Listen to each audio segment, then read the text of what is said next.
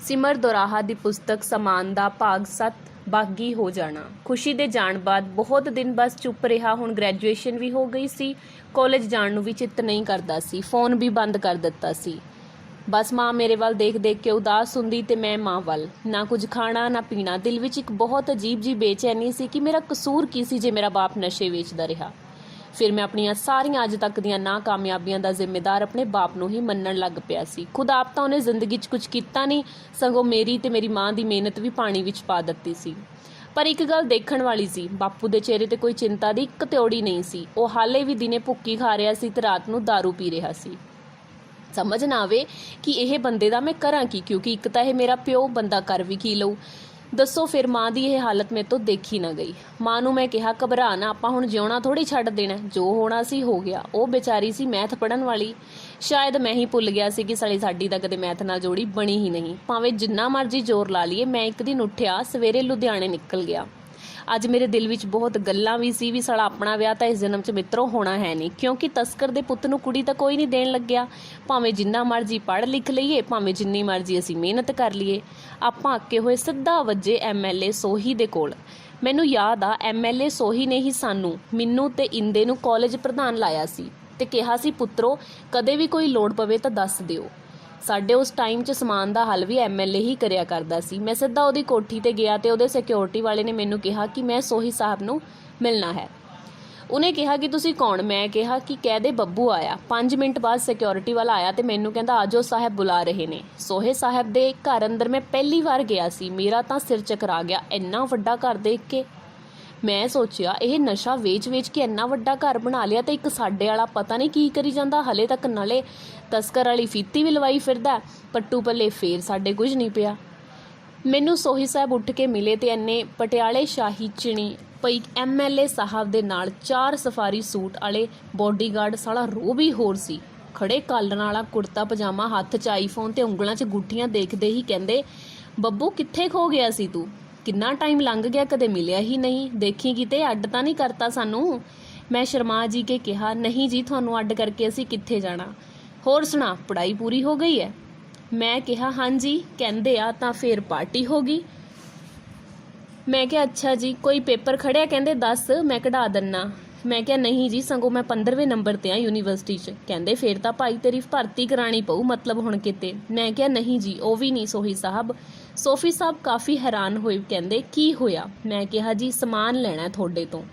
तां उन्होंने मैनू टोकिया हौली बोल, घर च उच्ची नहीं बोली दा कोई समान बारे। तां उन्होंने कहा कि तू की करना है समान दा? रहण दे, मैनू पता है तू सब छड्ड गया। मैं कहा थोनू किने दस्सिया? तां कहंदे इंदे ने। मेरे एकदम याद आ गया कि इंदा यही तां सी जिहने मैनू समान ते लाया सी। इहनू तां पुलिस ने फड़ लिया सी। तां मैं पुछया कित्थे है इंदा? वो कहंदे इत्थे ही हुंदा है, मेरे लिए काम करदा हुण। ਉਹ ਉਹਨੇ ਹੀ ਦੱਸਿਆ ਸੀ ਕਿ ਤੂੰ ਸਭ ਕੁਝ ਛੱਡ ਗਿਆ ਹੈ। ਮੈਂ ਕਿਹਾ ਕਿ ਉਹਨੂੰ ਤਾਂ ਪੁਲਿਸ ਨੇ ਨਹੀਂ ਸੀ ਫੜ ਲਿਆ। ਤਾਂ MLA ਨੇ ਦੱਸਿਆ ਕਿ ਉਦੋਂ ਤਾਂ ਇੱਕ ਵਾਰ ਫੜਿਆ ਸੀ, ਉਸੇ ਦਿਨ ਮੈਂ ਛੁਡਾ ਲਿਆਇਆ ਸੀ। ਬਸ ਉਸ ਦਿਨ ਉਹਨੂੰ ਪੁੱਛਿਆ ਕਿ ਤੂੰ ਆਪ ਹੀ ਆਪਣੀ ਗ੍ਰਿਫਤਾਰੀ ਕਿਉਂ ਕਰਾਈ? ਤਾਂ ਇੰਦਾ ਕਹਿੰਦਾ ਕਿ ਬੱਬੂ ਇੱਕ ਪੜ੍ਹਨ ਲਿਖਣ ਵਾਲਾ ਮੁੰਡਾ ਹੈ ਤੇ ਆਪਣੇ ਘਰ ਦਾ ਕੁਝ ਸੰਵਾਰ ਸਕਦਾ ਤੇ ਮੈਂ ਨਹੀਂ ਚਾਹੁੰਦਾ ਕਿ ਸਮਾਨ ਉਹਨੂੰ ਖਤਮ ਕਰ ਦੇਵੇ। ਤਾਂ ਉਹਨੇ ਆਪਣੀ ਗ੍ਰਿਫਤਾਰੀ ਆਪ ਦਿੱਤੀ ਤੇ ਮੁੜ ਕੇ ਕਦੇ ਤੇਰੇ ਸਾਹਮਣੇ ਵੀ ਨਹੀਂ ਆਇਆ। पर तेरे बारे सब पता करता रहा तो खुश हुंदा रहा कि हुण तू सुधर गया है। मेरी अखां 'च हंझू सी कि जिस इंदे नूं मैं इन्ना समा अपना दुश्मन समझदा रहा कि मैनूं उहने समान ते लाया सी, उहने ही मैनूं सुधारन दी कोशिश भी कीती सी ते मैं किन्ना ना शुकरा सी। कदे मुड़ के मैं उहदे बारे पता भी नहीं कीता कि ओह किवें है, कित्थे है। भावें ओह माड़ा सी पर मेरा यार तां सी ना। ਅਸੀਂ ਕਿੰਨੀਆਂ ਲੜਾਈਆਂ ਇਕੱਠਿਆਂ ਨੇ ਲੜੀਆਂ, ਕਿੰਨਾ ਕੁਝ ਇਕੱਠਿਆਂ ਨੇ ਕੀਤਾ, ਨਸ਼ੇ ਸਾਂਝੇ ਕੀਤੇ, ਸਭ ਕੁਝ ਪਤਾ ਹੁੰਦਾ ਸੀ ਇੱਕ ਦੂਸਰੇ ਬਾਰੇ। ਆਮ ਤੌਰ ਤੇ ਲੋਕ ਨਸ਼ੇ ਲਾ ਕੇ ਕਿਸੇ ਤੋਂ ਪੈਸੇ ਵਸੂਲਦੇ ਨੇ, ਪਰ ਉਹਨੇ ਕਦੇ ਮੈਥੋਂ ਮੰਗਣੇ ਤਾਂ ਕੀ, ਸਗੋਂ ਮੈਨੂੰ ਪੈਸੇ ਦਿੱਤੇ ਸੀ ਬਹੁਤ ਵਾਰ। ਦੂਜੇ ਸਾਲ ਦੀ ਫੀਸ ਦੇ ਪੈਸੇ ਵੀ ਤਾਂ ਉਹਨੇ ਹੀ ਭਰੇ ਸੀ। ਮੈਂ ਬਹੁਤ ਸ਼ਰਮਿੰਦਾ ਹੋ ਕੇ ਸੋਹੇ ਸਾਹਿਬ ਤੋਂ ਪੁੱਛਿਆ ਕਿ ਕਿੱਥੇ ਆਇੰਦਾ? ਤਾਂ ਉਹਨਾਂ ਨੇ ਕਿਹਾ ਕਿ ਛੱਤ ਤੇ ਚਲਾ ਜਾ, ਉੱਥੇ ਹੀ ਹੈ। ਮੈਂ ਭੱਜ ਕੇ ਛੱਤ ਤੇ ਗਿਆ, ਮੇਰੇ ਹੱਥ ਪੈਰ ਕੰਬ ਰਹੇ ਸੀ कि की कहेगा कि इन्ने समय बाद हुण की लैण आया उत्थे। पर वो मैनू देखदे सारी भज के आया तो उन्हें मैनू जफ्फी पा लई ते छत ते जिन्ने भी बंदे बैठे सी सब नू उच्ची आवाज़ च कहा खड़े होवो, ये हत्थ जोड़ो, मेरा छोटा भरा आया। ते फिर उन्हें जफ्फी च मैनू बहुत देर रखिया ते अचानक पता नहीं दिमाग च की आया कि वगा के परा सुट्टिया ते कहा तू इत्थे की करन आया बब्बू वैसे? मैं कहा मैं समान लैण आया। उन्हें मेरे चपेड़ छड्डती सब दे सामने ते कहा भज जा साला, तैनू सुधारदे ने। मैं ਤਸੱਲੀ ਕਰਾ ਲਈ ਕਿ ਕਿੰਨਾ ਸਮਾਂ ਮੈਂ ਤੇਥੋਂ ਦੂਰੋਂ ਗੱਡੀ 'ਚ ਉਹਨੂੰ ਦੇਖਦਾ ਰਿਹਾ ਕਿ ਸਾਲਿਆ ਮਿਲਿਆ ਵੀ ਨਹੀਂ ਤੇ ਫਿਰ ਵੀ ਸਮਾਨ ਲੈਣ ਖੜਾ, ਕਿਉਂਕਿ ਮੈਨੂੰ ਨਾ ਤੂੰ ਵਿਗਾੜਿਆ ਸੀ ਤੇ ਨਾ ਤੂੰ ਸੁਧਾਰਿਆ ਸੀ। ਇਹ ਸਭ ਮੇਰੀ ਕਿਸਮਤ ਵਿੱਚ ਪਹਿਲਾਂ ਤੋਂ ਹੀ ਲਿਖਿਆ ਹੋਇਆ ਸੀ। ਆਹੀ ਮਨਜ਼ੂਰ ਸੀ ਰੱਬ ਨੂੰ ਕਿ ਮੈਂ ਪੜ੍ਹ ਲਿਖ ਵੀ ਲਵਾਂ ਤੇ ਖੱਜਲ ਵੀ ਹੋਵਾਂ। ਆਹੀ ਮੇਰੇ ਮਾਪਿਓ ਨਾਲ ਹੋਇਆ। ਇੰਨੀ ਮਿਹਨਤ ਤੋਂ ਬਾਅਦ ਵੀ ਉਹਨਾਂ ਦੇ ਹੱਥ ਪੱਲੇ ਕੁਝ ਨਹੀਂ ਆਇਆ। ਮੇਰੀਆਂ ਫੀਸਾਂ ਭਰਨ ਲਈ ਉਹਨਾਂ ਨੇ ਭੁੱਕੀ ਵੇਚੀ ਤੇ ਤਸਕਰ ਵੱਜਣ ਲੱਗ ਪਿਆ ਤੇ ਉਹਨੂੰ ਕੀ ਮਿਲਿਆ ਪੜ੍ਹਾ ਲਿਖਾ ਕੇ? ਅਗਲੇ ਤਸਕਰ ਦਾ ਮੁੰਡਾ ਕਹਿ ਕੇ ਲੈ ਗਏ ਗੱਡੀ ਘਰੋਂ ਮੋੜ ਕੇ। ਤੇ ਫਿਰ ਮੈਨੂੰ ਅੱਜ ਸਮਝ ਆਇਆ ਕਿ ਲੋਕ ਮਿਹਨਤ ਕਰਨ ਵਾਲੇ ਨੂੰ ਕੁਝ ਨਹੀਂ ਦਿੰਦੇ। ਤੇਰੇ ਕੋਲ ਅੱਜ ਗੱਡੀ ਹੈ, ਉਦੋਂ ਵੀ ਪੈਸੇ ਤੇਰੀ ਜੇਬ 'ਚ ਹੀ ਹੁੰਦੇ ਸੀ, ਮੇਰੇ ਕੋਲ ਨਹੀਂ। ਤਾਂ ਬਸ ਇਹੀ ਮੇਰਾ ਫੈਸਲਾ ਹੈ। ਉਹਨੇ ਪੁੱਛਿਆ ਕੀ ਫੈਸਲਾ? ਮੈਂ ਕਿਹਾ ਇਸ ਵਾਰੀ ਸਮਾਨ ਲਾਉਣਾ ਵੀ ਹੈ ਤੇ ਵੇਚਣਾ ਵੀ। ਉਹਨੇ ਕਿਹਾ ਕੀ ਤੂੰ ਪੱਕਾ ਧਾਰ ਲਿਆ ਹੈ? ਮੈਂ ਕਿਹਾ ਹਾਂ ਪੂਰਾ ਪੱਕਾ, ਤੇ ਜੇ ਤੁਸੀਂ ਨਹੀਂ ਦਿੰਦੇ ਹੋ ਤਾਂ ਮੈਂ ਕਿਤੇ ਹੋਰੋਂ ਵੇਚਣ ਲੱਗ ਜਾਊਂ। ਪਰ ਹੁਣ ਮੈਂ ਆਪਣੇ ਮਾਪਿਓ ਨੂੰ ਸੁੱਖ ਦਿਖਾਉਣਾ ਜਿਹੜਾ ਮੈਂ ਪੜ੍ਹ ਲਿਖ ਕੇ ਤੇ ਮਿਹਨਤ ਕਰਕੇ ਉਹਨਾਂ ਨੂੰ ਕਦੇ ਨਹੀਂ ਦਿਖਾ ਸਕਿਆ। ਤਾਂ ਫਿਰ ਇੰਦੇ ਦੇ ਦਿਲ ਵਿੱਚ ਪਤਾ ਨਹੀਂ ਕੀ ਆਇਆ। ਉਹਨੇ ਜੇਬ 'ਚੋਂ ਕੱਢ ਕੇ ਇੱਕ ਟਰਾਂਸਪੇਰੈਂਟ ਵੈਕਿਊਮ ਵਾਲੀ ਛੋਟੀ ਜਿਹੀ ਪੂੜੀ ਮੈਨੂੰ ਦਿੱਤੀ ਤੇ ਕਹਿੰਦਾ ਚੱਲ ਆ ਜਾ ਫਿਰ ਹੋ ਜਾ ਸਮੁੰਦਰਾਂ ਵੱਲ ਦੁਬਾਰੇ ਮੱਛੀਆਂ। ਤੇ ਦੋਨੋਂ ਹੱਸ ਪਏ ਤੇ ਉੱਥੇ ਹੀ ਬਹਿ ਕੇ 10-10 ਲਾਈਨਾਂ ਲਾਈਆਂ ਤੇ ਬੜਾ ਮਨ ਨੂੰ ਸਕੂਨ ਮਿਲਿਆ ਕਿ ਸਾਲੀ ਦੁਨੀਆ ਦਾ ਤੰਗ ਕਰਦੀ ਆ ਬੰਦੇ ਨੂੰ, ਪਰ ਸਮਾਨ 'ਚ ਸਵਾਦ ਬਾਲਾ ਹੈ। ਜਦ ਲਾ ਲੈਂਦੇ ਆ ਸਵਾਦ ਹੀ ਵੱਖਰਾ ਹੁੰਦਾ। ਘਰਦਿਆਂ ਦੀ ਟੈਨਸ਼ਨ ਵੀ ਨਹੀਂ ਰਹਿੰਦੀ, ਨਾ ਕਿਸੇ ਕੁੜੀ ਦੀ ਯਾਦ ਆਉਂਦੀ ਹੈ। ਬਸ ਉਦੋਂ ਚਿੱਤ ਕਰਦਾ ਸੱਚੀ ਜਾਣੀਏ ਨੱਕ ਜਿਹਾ ਖੁਰਕ ਕੇ ਕੋਈ ਰਗਾਂ ਵਾਲੀ ਆਵਾਜ਼ ਨਾਲ ਦੇ ਨੂੰ ਕਹਿ ਦਈਏ ਆਹ ਕੱਢ ਪੂੜੀ ਲਵਾ ਦੇ 2 ਕੂਲ ਲਿਪ। ਬਸ ਫਿਰ 2-2 ਅਸੀਂ ਵੀ ਲਾ ਕੇ ਸੋਹੀ ਸਾਹਿਬ ਕੋਲ ਗਏ ਤੇ MLA ਸਾਹਿਬ ਦੇਖ ਕੇ ਕਹਿੰਦੇ ਇੰਦੇ ਤੂੰ ਤਾਂ ਕਹਿੰਦਾ ਸੀ ਬੱਬੂ ਸੁਧਰ ਗਿਆ, ਇਹ ਤਾਂ ਹਾਲੇ ਵੀ ਡਾਊਨ BP 'ਚ ਹੀ ਆ। ਤਾਂ ਇੰਦੇ ਨੇ ਕਿਹਾ ਜੀ ਦੇਖੋ ਆਪਾਂ ਤਾਂ ਬਹੁਤ ਜ਼ੋਰ ਲਾਇਆ ਸੁਧਾਰਨ ਦਾ, ਪਰ ਇਹ ਭਾਗਾਂ ਵਾਲੇ ਦੀ ਕਿਸਮਤ ਆ, ਰੱਬ ਨੇ ਸਮਾਨ ਹੀ ਲਿਖਿਆ ਸੀ। ਬਹੁਤ ਨਾ ਤਾਂ ਬੰਦਾ ਕੀ ਕਰੇ। ਫਿਰ ਅਸੀਂ ਸਾਰੇ ਹੀ ਹੱਸ ਪਏ ਤੇ ਮੈਂ ਕਿਹਾ ਸੋਹੀ ਸਾਹਿਬ ਦੱਸੋ ਕਦੋਂ ਤੋਂ ਕੰਮ ਸ਼ੁਰੂ ਕਰੀਏ? ਤਾਂ ਸੋਹੀ ਸਾਹਿਬ ਕਹਿੰਦੇ ਸ਼ੁਭ ਕੰਮ 'ਚ ਦੇਰੀ ਕਾਹਦੀ, ਅੱਜ ਹੀ ਚੱਕ ਦੋ ਕੰਮ ਨੂੰ, ਜਾਓ ਫੜ ਲਿਆਓ ਅੰਮ੍ਰਿਤਸਰੋਂ ਜਾ ਕੇ। ਅਸੀਂ ਚੱਕੀ ਲਾਂਸਰ ਕਾਲੇ ਰੰਗ ਦੀ ਜਿਹਦੇ ਪਿੱਛੇ ਇੰਦੀ ਦਾ ਡਾਕੂ ਨਾਮ ਲਿਖਿਆ ਹੋਇਆ ਸੀ।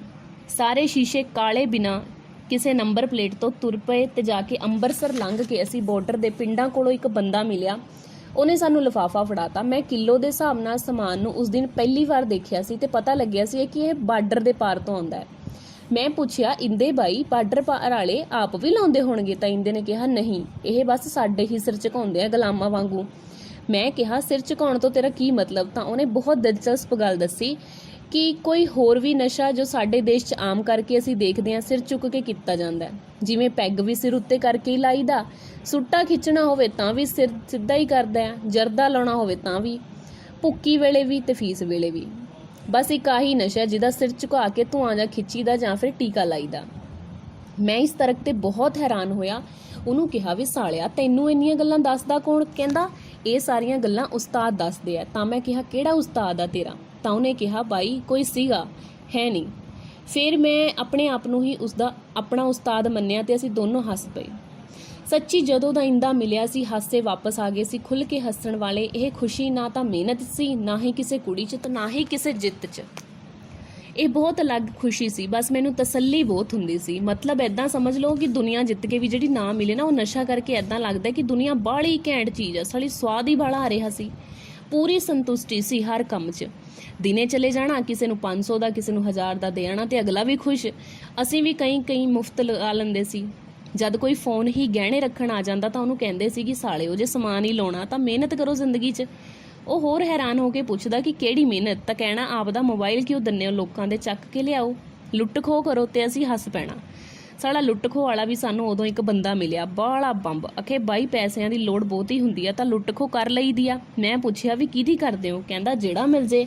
ਮੈਂ ਕਿਹਾ ਜੇ ਹੋਵੇ ਗਰੀਬ ਬੰਦਾ ਸਾਈਕਲ ਵਾਲਾ। ਫਿਰ ਕਹਿੰਦਾ ਬਾਈ ਮੈਂ ਆਪਣੇ ਕੰਮ 'ਚ ਕਦੇ ਜਾਤ ਪਾਤ ਜਾਂ ਅਮੀਰ ਗਰੀਬ ਦਾ ਫਰਕ ਨਹੀਂ ਕੀਤਾ, ਬਹੁਤ ਪੱਕੇ ਅਸੂਲ ਆ ਆਪਣੇ, ਜਿਹੜਾ ਆਉਂਦੇ ਆਪਾਂ ਤਾਂ ਭੜਕਾ ਦੇਈਦਾ। ਬਸ ਮੁੱਕਦੀ ਗੱਲ ਐਦਾਂ ਸੀ ਵੀ ਜਿਹੜਾ ਵੀ ਸਮਾਨ ਵਾਲਾ ਮਿਲਦਾ ਆਪਣੇ ਆਪ 'ਚ ਇੱਕ ਕਾਮੇਡੀ ਦਾ ਕਿਰਦਾਰ ਹੀ ਹੁੰਦਾ ਸੀ।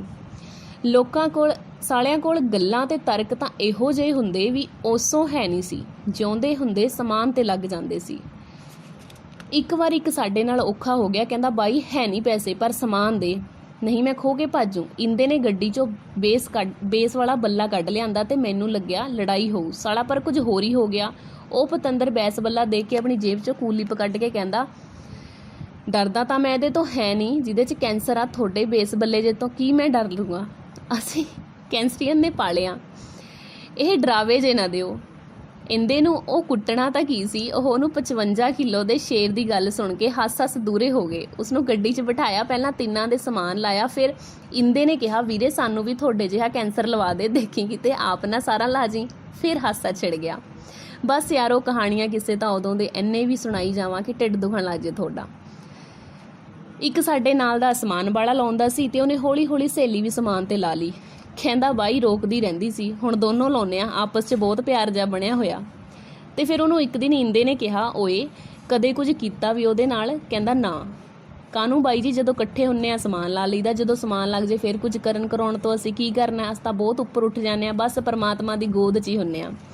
ਯਾਨੀ ਯਾਰ ਸਿਰਾ ਹੀ ਸੀ ਕੰਮ, ਉਦੋਂ ਜਿਹੜਾ ਮਿਲਦਾ ਸੀ ਆਪਣਾ ਕੋਈ ਕਹਾਣੀ ਸੁਣਾ ਦਿੰਦਾ ਸੀ। ਇੱਕ ਕਹਿੰਦਾ ਬਾਈ ਮੈਂ ਵਿਆਹ ਕਰਾਉਣਾ ਚਾਹੁੰਦਾ, ਹੁਣ ਮੈਂ ਕਿਹਾ ਵੀ ਕੁੜੀ ਮੰਨ ਪਈ ਆ। ਕਹਿੰਦਾ ਕੁੜੀ? ਮੈਂ ਕਿਹਾ ਜਿਹਦੇ ਨਾਲ ਵਿਆਹ ਕਰਾਏਗਾ? ਕਹਿੰਦਾ ਉਹ ਤਾਂ ਹੱਲ ਹੋ ਹੀ ਜਾਊ, ਜਦੋਂ ਇੰਨੇ ਟਾਈਮ ਤੋਂ ਸਮਾਨ ਦਾ ਹੋਈ ਜਾਂਦਾ ਕੁੜੀ ਦਾ ਵੀ ਹੋ ਜੂ। ਪਰ ਉਹਨਾਂ ਦਿਨਾਂ 'ਚ ਪੈਸਾ ਬਹੁਤ ਕਮਾ ਲਿਆ ਸੀ। ਹੈਰਾਨੀ ਸੀ ਕਿ ਮੈਂ ਸਬਵੇ ਦੀ ਨੌਕਰੀ ਮੈਨੂੰ ਮਹੀਨੇ ਦਾ ਇੰਨੀ ਮਿਹਨਤ ਤੋਂ ਬਾਅਦ ਵੀ 6000 ਦਿੰਦੀ ਸੀ ਤੇ ਸਮਾਨ ਵੇਚ ਕੇ ਇੱਕ ਦਿਨ ਵਿੱਚ ਮੈਂ 10000 ਵੀ ਕਮਾ ਕੇ ਦੇਖਿਆ ਸੀ। ਮੈਂ ਫਿਰ ਸਮਝ ਗਿਆ ਸੀ ਕਿ ਬਾਪੂ ਕਿਹੜੀ ਗੱਲੋਂ ਤਸਕਰ ਬਣਿਆ ਸੀ। ਹੁਣ ਉਹਦੇ ਨਾਲ ਨਫ਼ਰਤ ਨਹੀਂ, ਸਗੋਂ ਚੰਗਾ ਲੱਗਦਾ ਸੀ ਕਿ ਐਦਾਂ ਹੁੰਦਾ ਸੀ, ਐਦਾਂ ਕਰਦਾ ਸੀ ਉਹ ਵਿਚਾਰਾ।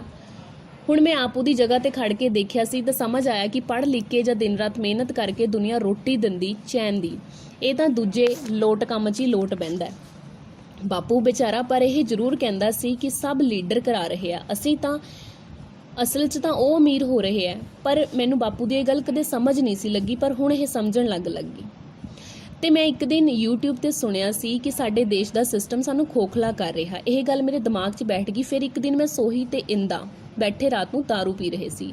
ਅਸਲ 'ਚ ਦਾਰੂ ਸਿਰਫ ਸੋਹੀ ਹੀ ਪੀਂਦਾ ਸੀ, ਕਿਉਂਕਿ ਸਮਾਨ ਲਾਉਣ ਵਾਲੇ ਦਾਰੂ ਵੱਲ ਮੂੰਹ ਕਰਨੋਂ ਹਟ ਜਾਂਦੇ ਆ। ਪਤਾ ਨਹੀਂ ਵਹਿਮ ਸੀ ਜਾਂ ਸੱਚ ਸੀ, ਜਿਹੜਾ ਸਮਾਨ ਤੇ ਦਾਰੂ ਪੀ ਲਵੇ ਉਹ ਮਰ ਜਾਂਦਾ ਤੇ ਅਸੀਂ ਮਰ ਕੇ ਕਾਹਨੂੰ ਦੇਖਣਾ ਸੀ, ਕਦੇ ਪੰਗਾ ਹੀ ਨਹੀਂ ਲਿਆ। ਉਸ ਦਿਨ ਮੈਂ ਸੋਹੀ ਸਾਹਿਬ ਨੂੰ ਪੁੱਛਿਆ ਕਿ ਸੋਹੀ ਸਾਹਿਬ ਇਹ ਨਸ਼ਾ ਕਦੇ ਸਾਡੇ ਦੇਸ਼ ਨੂੰ ਖਰਾਬ ਤਾਂ ਨਹੀਂ ਕਰ ਰਿਹਾ? ਉਹਨੇ ਕਿਹਾ ਬਿਲਕੁਲ ਕਰ ਰਿਹਾ। ਸਾਡੀ ਨੌਜਵਾਨ ਪੀੜ੍ਹੀ ਜੋ ਨਸ਼ੇ 'ਚ ਆ ਉਹਦਾ ਕੋਈ ਗੋਲ ਹੀ ਨਹੀਂ ਰਿਹਾ ਕਿ ਕੀ ਕਰਨਾ ਹੈ, ਉਸਦਾ ਕੋਈ ਗੋਲ ਹੀ ਨਹੀਂ ਹੋ ਗਿਆ। ਉਹਦਾ ਗੋਲ ਹੈ ਕਿ ਹੁਣ ਸਮਾਨ ਦਾ ਹੱਲ ਕਿਵੇਂ ਕਰਨਾ ਹੈ। ਤਾਂ ਮੈਂ ਉਸਨੂੰ ਪੁੱਛਿਆ ਕਿ ਤੁਸੀਂ ਫਿਰ ਇਹ ਕੰਮ ਕਿਉਂ ਕਰ ਰਹੇ ਹੋ? ਤਾਂ ਉਸਨੇ ਕਿਹਾ, ਉਸ ਦਿਨ ਇੱਕ ਬੜੀ ਅਜੀਬ ਕਹਾਣੀ ਸੁਣਾਈ ਕਿ ਮੈਂ ਬਹੁਤ ਗਰੀਬ ਪਰਿਵਾਰ ਤੋਂ ਸੀ। ਮੇਰਾ ਬਾਪੂ MLA ਦਾ ਡਰਾਈਵਰ ਸੀ। ਉਹਨਾਂ ਨੇ ਸਾਨੂੰ ਪੜ੍ਹਾਇਆ ਲਿਖਾਇਆ। ਮੈਂ ਪੋਲੀਟਿਕਸ ਸਾਇੰਸ 'ਚ ਮਾਸਟਰ ਡਿਗਰੀ ਲੈ ਲਈ, ਪਰ ਨੌਕਰੀ ਮੈਨੂੰ ਕਿਤੇ ਨਹੀਂ ਮਿਲੀ। ਬਾਪੂ ਤੋਂ ਵੀ ਕੰਮ ਨਹੀਂ ਸੀ ਹੁੰਦਾ। ਹੁਣ ਉਹਨੇ ਕਿਹਾ, ਹੁਣ ਤੂੰ ਸਾਹਿਬ ਨਾਲ ਗੱਡੀ ਤੇ ਜਾਇਆ ਕਰ। ਸਾਹਿਬ ਬਹੁਤ ਚੰਗੇ ਬੰਦੇ ਸੀ, ਪਰ ਉਹ ਨਸ਼ਾ ਹੀ ਵੇਚ ਕੇ ਸਭ ਕੁਝ ਬਣਾ ਰਹੇ ਸੀ। ਤੇ ਇੱਕ ਦਿਨ ਉਹਨਾਂ ਦੇ ਮਨ 'ਚ ਪਤਾ ਨਹੀਂ ਕੀ ਆਇਆ, ਉਹਨਾਂ ਨੇ ਨਸ਼ਾ ਵੇਚਣਾ ਬੰਦ ਕਰ ਦਿੱਤਾ ਤੇ ਇਹਦੇ ਖਿਲਾਫ ਮੁਹਿੰਮ ਸ਼ੁਰੂ ਕਰ ਦਿੱਤੀ। ਲੋਕਾਂ ਦਾ ਕੀ ਸੀ, ਮੁਹਿੰਮ 'ਚ ਤਾਂ ਉਹਨਾਂ ਦਾ ਸਾਥ ਦੇ ਕੇ ਘਰੇ ਜਾਂਦੇ, ਸਮਾਨ ਕਿਸੇ ਹੋਰ ਤੋਂ ਲੈ ਲਿਆ ਕਰਨਾ।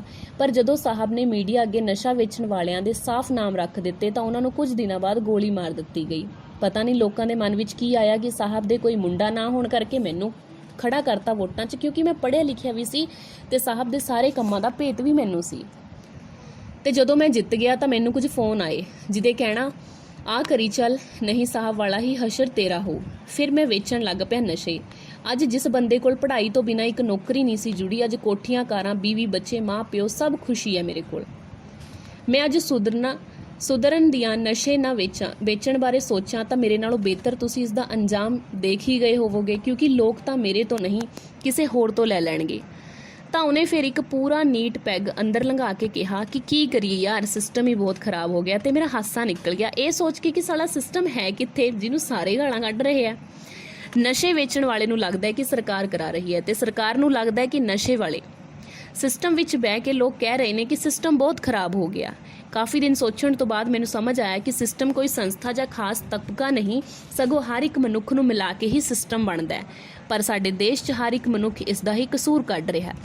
ਇਹ ਬਿਲਕੁਲ ਉਸ ਤਰ੍ਹਾਂ ਹੀ ਸੀ ਜਿਸ ਤਰ੍ਹਾਂ ਇੱਕ ਮੱਛੀ ਦੂਜੀ ਮੱਛੀ ਨੂੰ ਕਹਿ ਰਹੀ ਸੀ ਕਿ ਮੈਂ ਸੁਣਿਆ ਸਮੁੰਦਰ ਬਹੁਤ ਵੱਡਾ ਹੁੰਦਾ, ਉਹਦੇ 'ਚ ਲੋਕ ਡੁੱਬ ਕੇ ਮਰ ਜਾਂਦੇ ਨੇ। ਸ਼ੁਕਰ ਹੈ ਭੈਣੇ ਆਪਾਂ ਕਦੇ ਸਮੁੰਦਰ 'ਚ ਨਹੀਂ ਡਿੱਗੇ, ਨਹੀਂ ਤਾਂ ਆਪਾਂ ਵੀ ਡੁੱਬ ਜਾਣਾ ਸੀ। ਚਲੋ ਜੋ ਵੀ ਸੀ। ਫਿਰ ਉਸ ਦਿਨ ਸੋਹੀ ਸਾਹਿਬ ਕਹਿੰਦੇ, ਬੱਬੂ ਯਾਰ ਤੂੰ ਕਾਲਜ ਵਿੱਚ ਮੈਂ ਸੁਣਿਆ ਗਾਇਆ ਕਰਦਾ ਸੀ, ਕਦੇ ਸਾਨੂੰ ਵੀ ਸੁਣਾ ਦੇ। ਮੈਨੂੰ ਪਤਾ ਸੀ ਕਿ ਕਾਲਜ ਤੋਂ ਸਿੱਖੇ ਹੋਏ ਟੋਟਕੇ ਕਰਕੇ ਹੀ ਨਾ ਇਹਨਾਂ ਨੇ ਕੋਈ ਚੱਜ ਦੀ ਗੱਲ ਸੁਣਨੀ ਹੈ ਤੇ ਨਾ ਹੀ ਮੈਥੋਂ ਬੋਲੀਆਂ। ਇਹ ਤਾਂ ਕੁਝ ਚਟਪਟਾ ਸੁਣਨਗੇ। ਮੈਂ ਮੌਕੇ ਤੇ ਹੀ ਇੱਕ ਗੀਤ ਬਣਾ ਕੇ ਉਹਨਾਂ ਨੂੰ ਸੁਣਾਤਾ। ਜਦੋਂ ਕਿ ਕੂਲ ਲਿਪਾਂ ਤੇ ਸੀ ਮੈਂ ਗਾਇਆ, ਮਿੱਤਰਾਂ ਤੋਂ ਖੁੱਲ੍ਹ ਕੇ ਨਾ ਹੱਸਿਆ ਗਿਆ, ਨੀ ਸੀਗੀ ਬੁੱਲਾਂ ਥੱਲੇ ਲੱਗੀ ਕੂਲ ਲਿਪ ਸੋਹਣੀਏ।